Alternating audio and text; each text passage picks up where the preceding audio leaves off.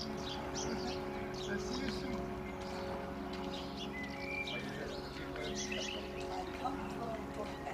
Well, yeah, I thought I knew you'd come. I didn't know whether you'd come directly from there.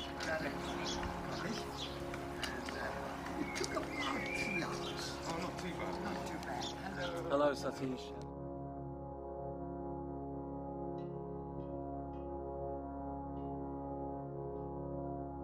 Oh, thank you. It's great pleasure to be here doing this first course on Gandhi, globalization and gratitude. 3 G's.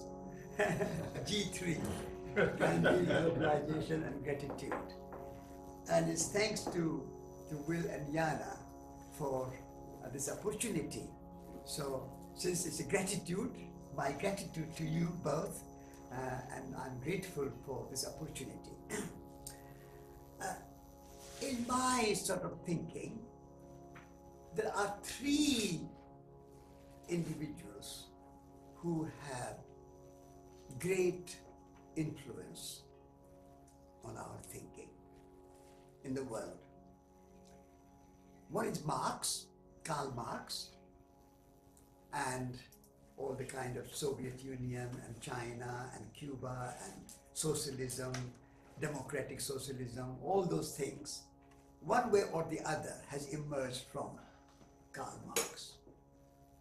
The second is Adam Smith, which is capitalism and America and free market and Europe and most of the world now following world trade, free trade, globalization, all those things are kind of emerging, although not quite, because he was also a moral philosopher and he had many good ideas as well. But still, the hidden hand of market and leave everything to the market, that's a kind of Adam Smith thinking. So he's a kind of champion of, you can say, capitalism.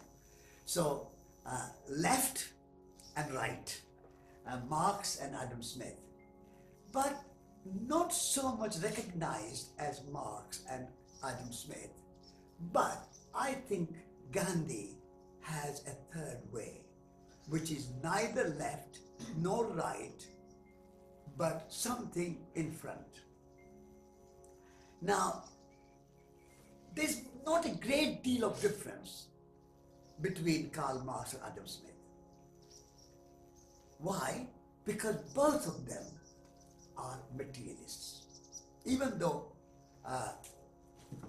Adam Smith was a moral philosopher, but his Wealth of Nations is basically a materialist analysis, and market is a materialist analysis. And Marx definitely is a kind of scientific materialism. And both of those philosophies fit in with this scientific materialism. So science does not recognize anything which is not measurable. Science can only recognize things which you can measure. So René Descartes, Francis Bacon, all the kind of scientists have come. What cannot be measured does not exist. And this is the great paradigm of our modern world. And the Western countries, Europe and America, have led and enforced and imposed and kind of pushed to have this kind of materialistic paradigm, materialistic worldview, materialistic system of our lives, oriented with money and capital and all that, but it's basically materialist. And same thing, which is now kind of failing, because state-controlled economies of Soviet Union and China and Cuba and some other countries, Vietnam, and also socialist thinking, which includes Labour Party and all those sort of things, that is also basically materialist. And so both of them are materialist. Now Gandhi comes, before I come to Gandhi, they are not only materialist, they are also very human-centered. So for Karl Marx and Adam Smith, human beings are at the top, we are in charge, we are the special beings, special species, and all the natural world, rest of the world, is there for us, in our service. So you will market and use nature as you like. Look at nature as a commodity. Look at nature as a resource for the economy. Just a resource, nothing more. So whether you are a communist or a socialist or a capitalist, whatever you are, ultimately you are in the same boat. You want to use nature for the benefit of the humans, and human need and human greed has no limit, whether you are a communist or a socialist or a capitalist. Without any limit, you grow and grow and grow. Economic growth is equally revered and worshipped by socialists, communists, capitalists. Russia, China, Cuba, Europe, America, Japan, whichever country you take, they are all following one single path, and that path is nature is there for us. Use it as much as you can. This is your purpose of life. Use nature, and there is no limit to nature. There is no limit to economic growth. So they are materialist and they are humanist or human-centered or human supremacyist. Now here Gandhi, and I will talk about 4 pillars tomorrow, but here comes Gandhi, who rejects both of these notions. Gandhi says that we are more than a material being, physical being, and nature is more than just a resource for economy. Nature is a source of life.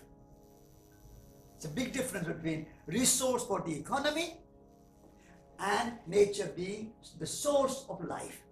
So for Gandhi, nature is source of life, and human beings are one species out of the remaining other millions of other species. And therefore, our work is to live in harmony with nature, because it's a source of life, and therefore live in harmony with nature, revere nature, respect nature, and use nature frugally, abundant nature, but limit your needs, minimize your needs, and relationship with nature and relationship with humans is not just based on material well-being and material benefit, but also spiritual well-being and spiritual benefit. So neither Karl Marx nor Adam Smith, even though he was a moral philosopher, recognizes this fundamental dimension of our existence, that is, that we are matter and spirit together. We need matter, we have material needs, we need to meet them, we need good life, we need food, we need housing, we need clothes, but take it from nature with gratitude. This is why gratitude is a tremendously key word in a Gandhian approach. That take from nature and say, thank you nature, thank you trees for making our house to live. Thank you soil for making our bricks. Thank you nature for giving us our floor. Thank you nature for making this chair for us so we can sit comfortably. Thank you nature for providing us for food and clothes and air, and we can breathe, and water we can drink, and fire we can be warm. Thank you, thank you, thank you. That gratitude does not come either in the capitalist system of Adam Smith nor Karl Marx and socialist communist paradigm.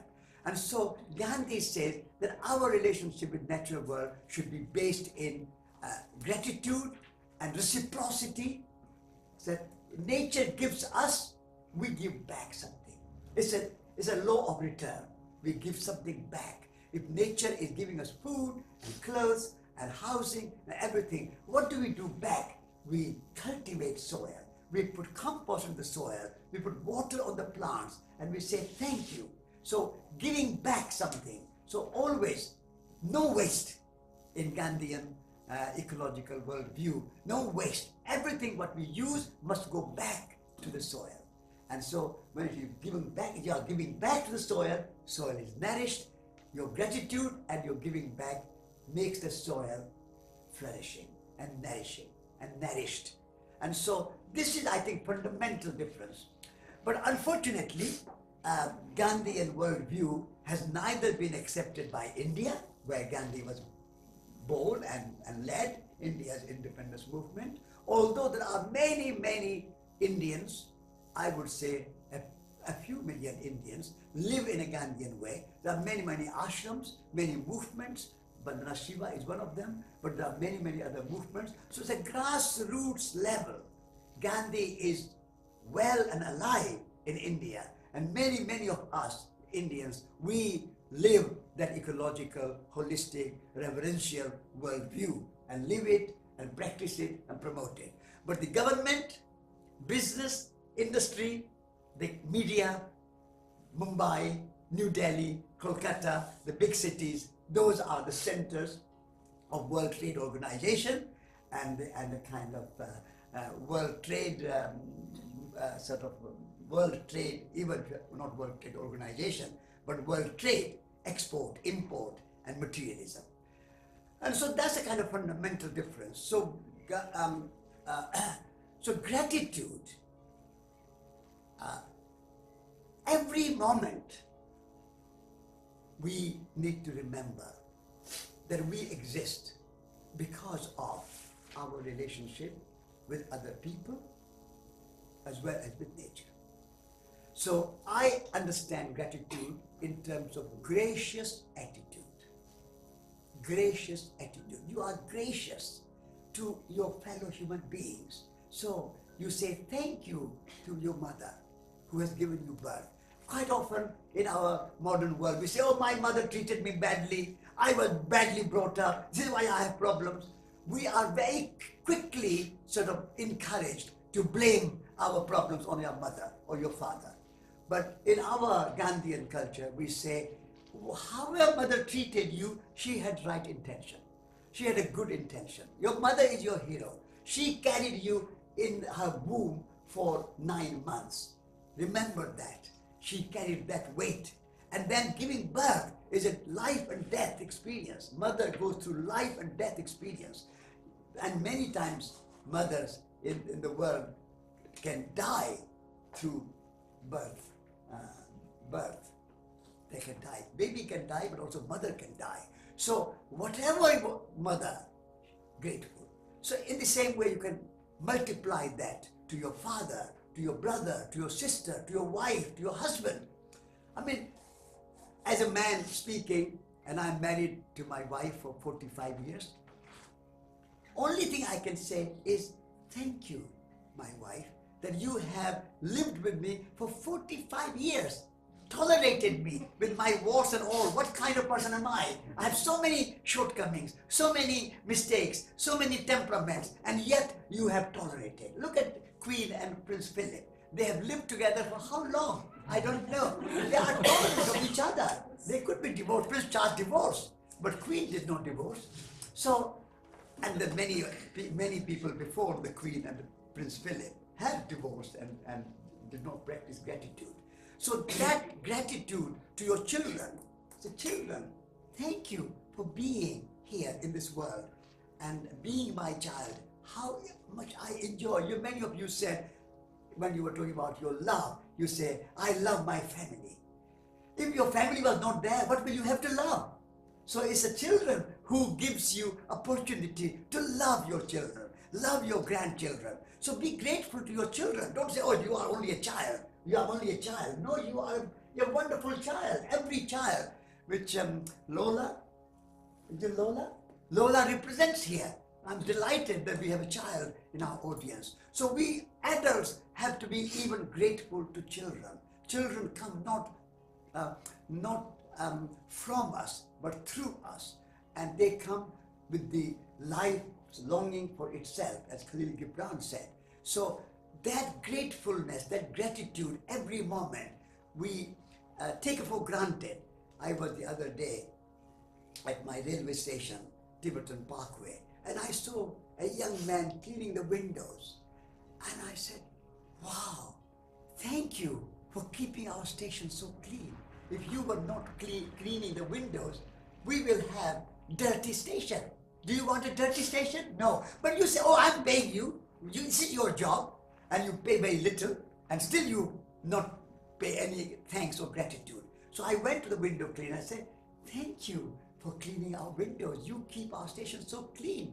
And I'm sorry that sometimes window cleaners don't get enough paid, well paid as the other people who sit in front of computer and shift papers like bankers and office workers. And so gratitude to people who do menial tasks, who work, clean our streets, clean our toilets, make things for us.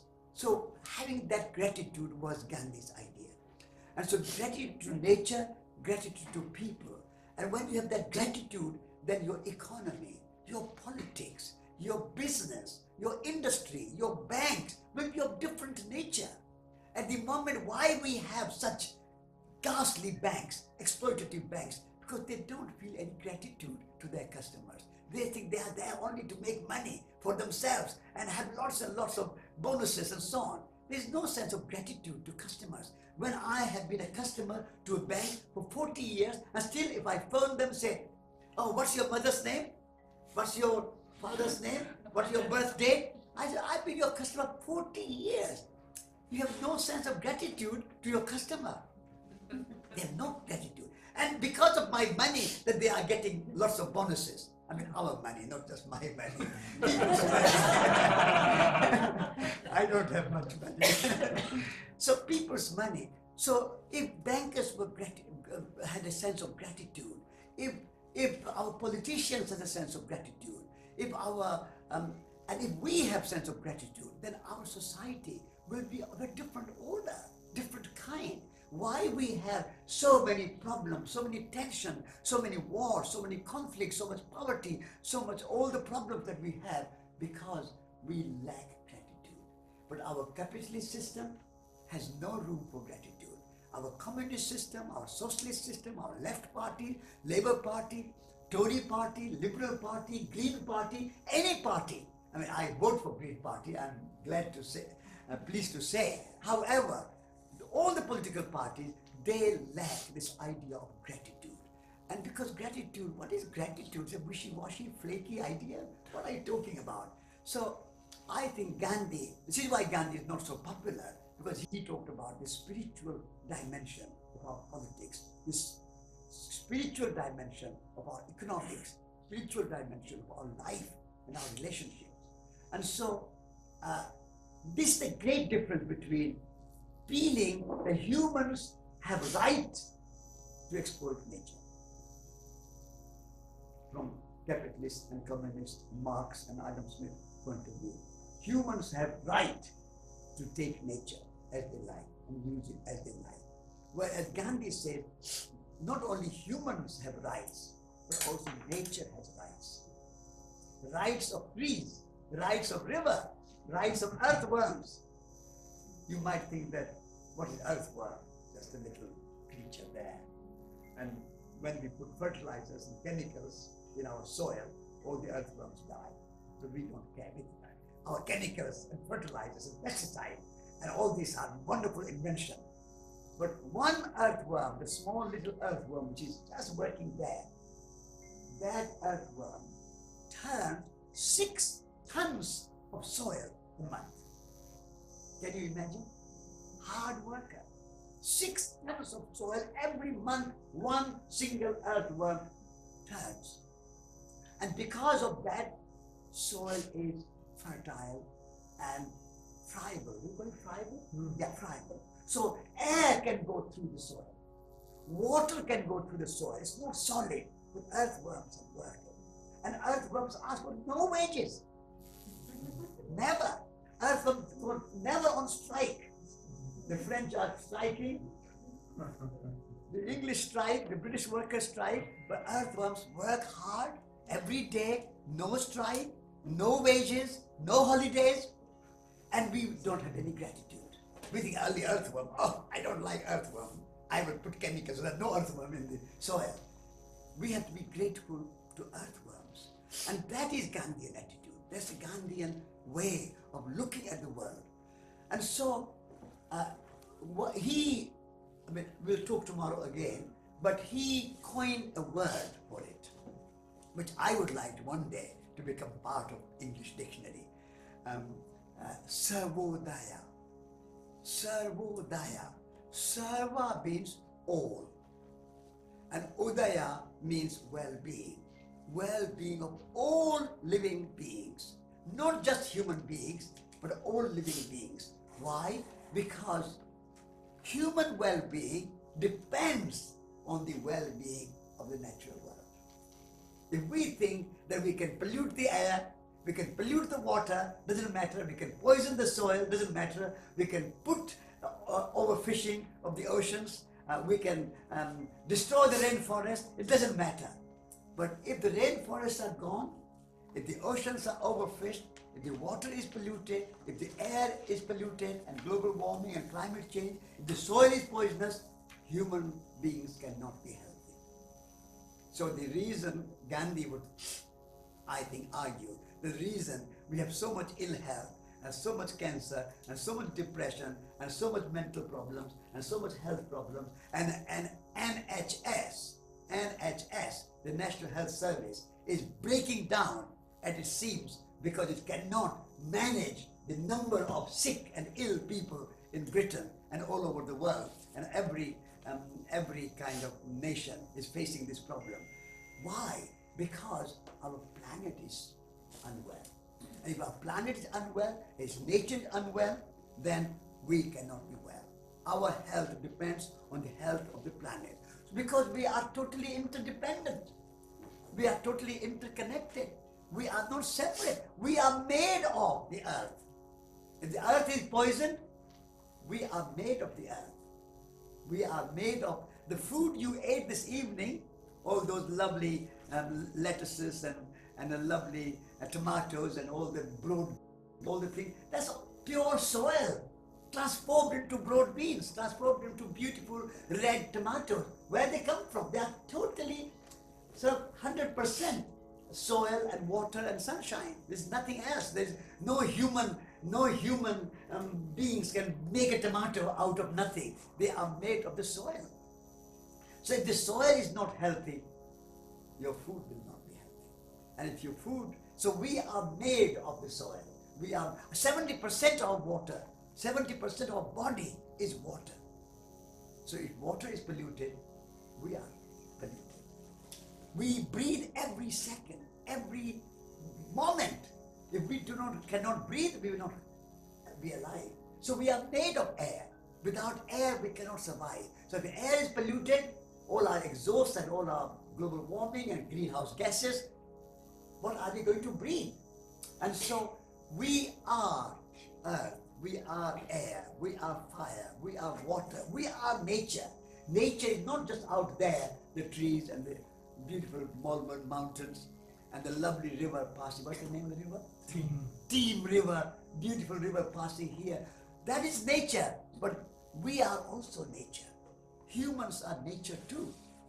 The word nature means birth, natura. And from natura comes natal. So when a mother is pregnant, she goes for prenatal check. And after the birth, postnatal check. So natal and nature come from the same root, the Latin term natura. That is from natal, native. If you are native of Malvern, means you are born in Malvern. If you are native of England, you are born in England. And so native, Natal in South Africa, because it was found, that city was found on the day of the birth of Jesus Christ, Christmas Day. This is why it's called Natal. Nativity play you have at Christmas time. It's a birth. So whatever is born is nature. And we are born, so we are nature. And so nature and human separation, this division, is artificial. It's only in our head. We have created this separation that nature is out there and we humans are not nature, so we can do to nature what we like. No, we cannot do to nature what we like, because what we do to nature, we do to ourselves. We are nature. So Gandhi says that this idea of unity of nature and humans, and the unity of all humans, and unity and relationship is the key to our good future for humanity. And you talked about seventh generation and lighting the fire and candle for our children and grandchildren and great-grandchildren for seventh generation to come, because we will be our children. We will be our children. I mean, in the past we were, and we continue. At the time of the Big Bang, you were present in one form or the other, in your genes, or your cells, or your atoms, or your electrons, or your protons, or photons, or in some whatever way you were. Nothing new can exist. Everything was there, but it evolves. Evolution into diversity. Evolution favors diversity. So for billions of years of work of nature, from what was Big Bang, original, from that one Big Bang, we have this wonderful creation of diversity of millions of forms of flora and fauna and trees and humans and languages and religions and colors and hair and accent and everything. All this diversity is created. But diversity is not division, not separation. We hear 20 people sitting here. We all have different eyes, different faces, different voice, different. But we are one. We are all humans. We are all nature. And so unity and diversity can go together, dance together.